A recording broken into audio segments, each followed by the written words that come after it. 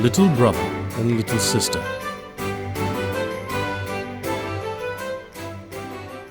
Little brother took his little sister by the hand and said, "Since our mother died, we have no happiness. Our stepmother beats us every day, and if we come near her, she kicks us away with her foot. Our meals are the hard crusts of bread that are left over. The little dog under the table is better off, for she often throws it a nice little bit. May heaven pity us. If our mother only knew. Come, we will go forth together into the wide world." They walked the whole day over meadows, fields, and stony places. And when it rained, the little sister said, "Heaven and our hearts are weeping together." In the evening they came to a large forest, and they were so weary with sorrow and hunger and the long walk that they lay down in a hollow tree and fell asleep. The next day when they awoke, the sun was already high and shone down hot into the tree. Then little brother said, "Little sister, I am thirsty. If I knew of a little brook, I would go and take a drink. I think I hear one running." The little brother got up and took the little sister by the hand, and they set off to find the brook. But the wicked stepmother was a witch, and had seen how the two children had gone away. She had crept after them, as witches do creep, and had bewitched all the brooks in the forest. Now, when they found a little brook leaping brightly over the stones, the little brother was going to drink of it. But the little sister heard how it said as it ran, "Who drinks of me, a tiger be? Who drinks of me, a tiger be?" Then the little sister cried, "Please, dear little brother, do not drink, or you will become a wild beast and tear me to pieces."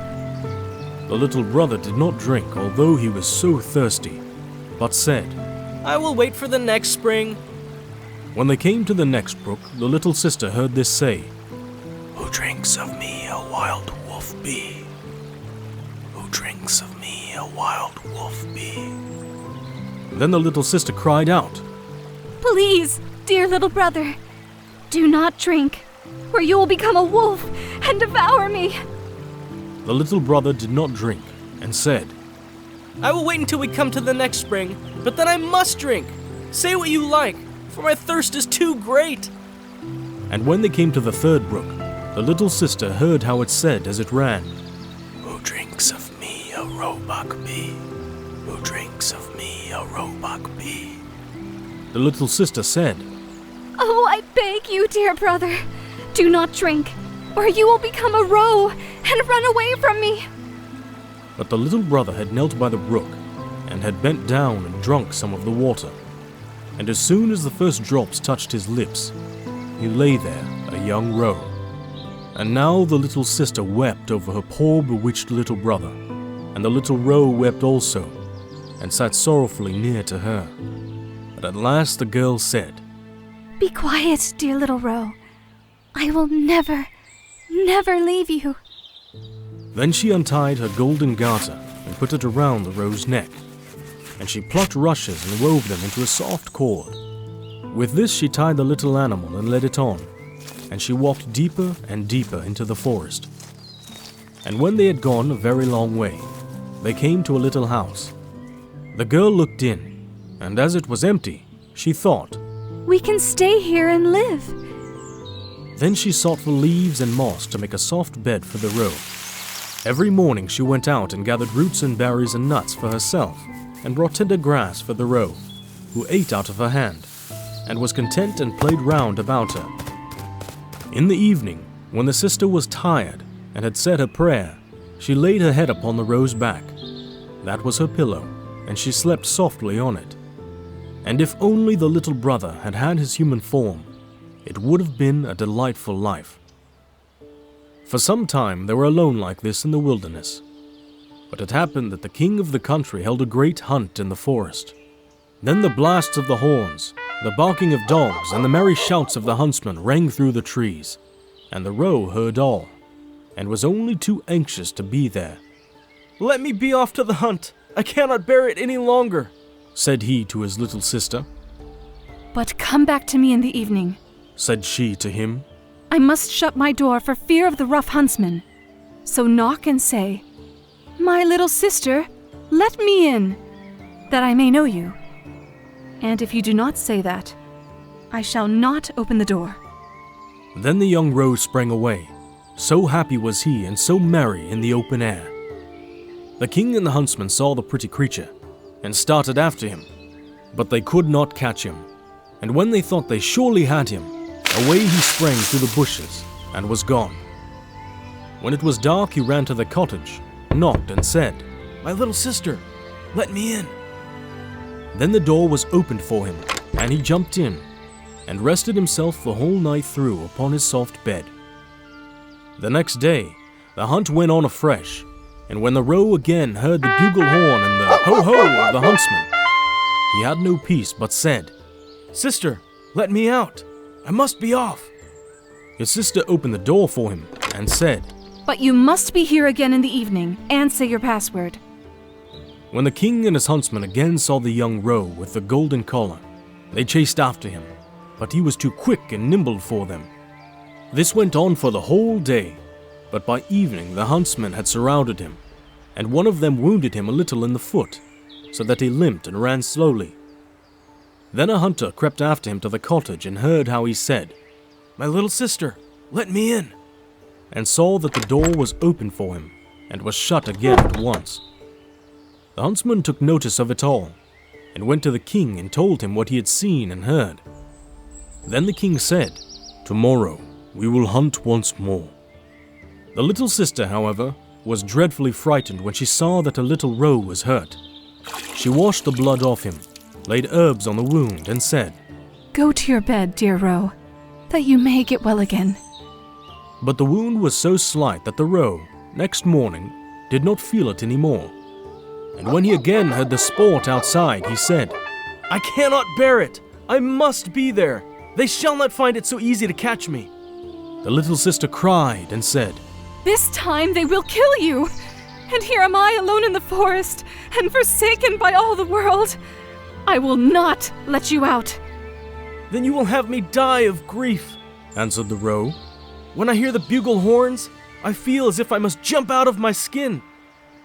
Then the little sister could not do otherwise, but opened the door for him with a heavy heart, and the roe, full of health and joy, bounded away into the forest.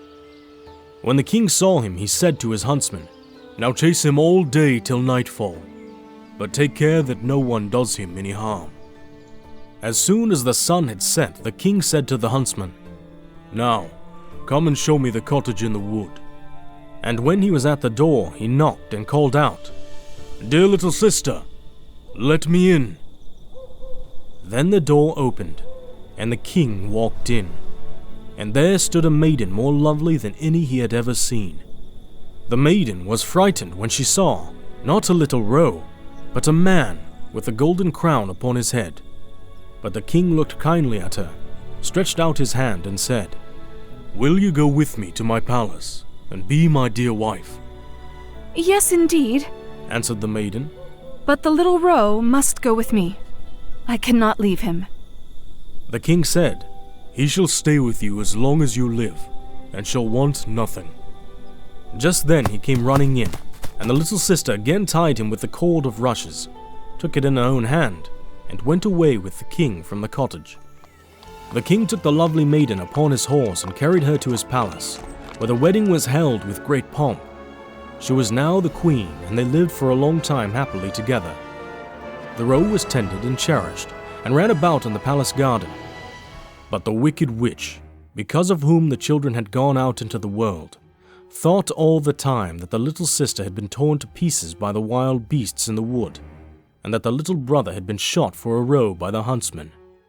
Now when she heard that they were so happy and so well off, envy and hatred rose in her heart, and left her no peace, and she thought of nothing but how she could bring them again to misfortune. Her own daughter, who was ugly as night, and had only one eye, grumbled at her and said, A queen? That ought to have been my luck. Only be quiet, answered the old woman, and comforted her by saying, When the time comes, I shall be ready. As time went on, the queen had a pretty little boy. It happened that the king was out hunting, so the old witch took the form of the chambermaid, went into the room where the queen lay, and said to her, Come, the bath is ready. It will do you good and give you fresh strength. Make haste before it gets cold. The daughter also was close by, so they carried the weak queen into the bathroom and put her into the bath. Then they shut the door and ran away. But in the bathroom they made a fire of such deadly heat that the beautiful young queen was soon suffocated. When this was done, the old woman took her daughter, put a nightcap on her head, and laid her in bed in the place of the queen. She gave her too the shape and look of the queen, only she could not make good the lost eye. But, in order that the king might not see it, she was to lie on the side on which she had no eye. In the evening, when he came home and heard he had a son, he was heartily glad, and was going to the bed of his dear wife to see how she was. But the old woman quickly called out, For your life, leave the curtains closed. The queen ought not to see the light yet, and must have rest. The king went away and did not find out that a false queen was lying in the bed.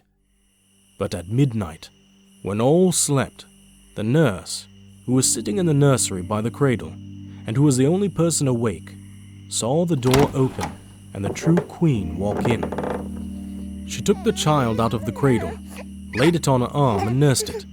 Then she shook up its pillow, laid the child down again, and covered it with a little quilt. And she did not forget the roe, and went into the corner where he lay, and stroked his back. Then she went quite silently out of the door again. The next morning the nurse asked the guards whether they had seen anyone come into the palace during the night, but they answered, No, we've seen no one. She came thus many nights and never spoke a word. The nurse always saw her, but she did not dare to tell anyone about it.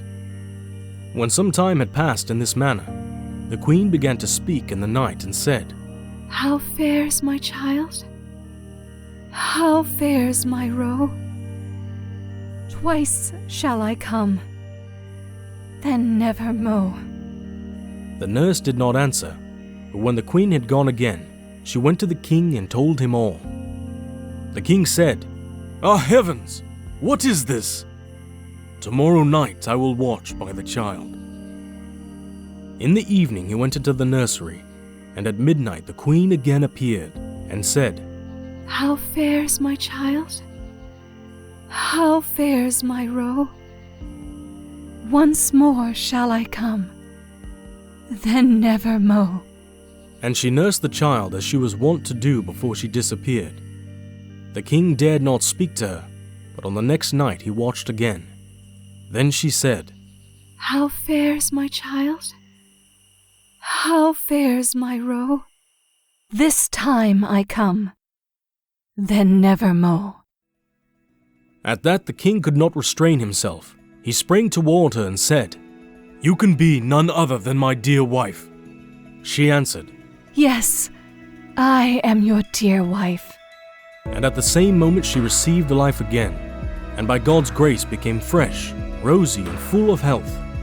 Then she told the king the evil deed which the wicked witch and her daughter had been guilty of toward her. The king ordered both to be led before the judge, and judgment was delivered against them. The daughter was taken into the forest, where she was torn to pieces by wild beasts, but the witch was cast into the fire and miserably burnt. And as soon as she was burnt, the roe changed his shape and received his human form again. So the little sister and little brother lived happily together all their lives.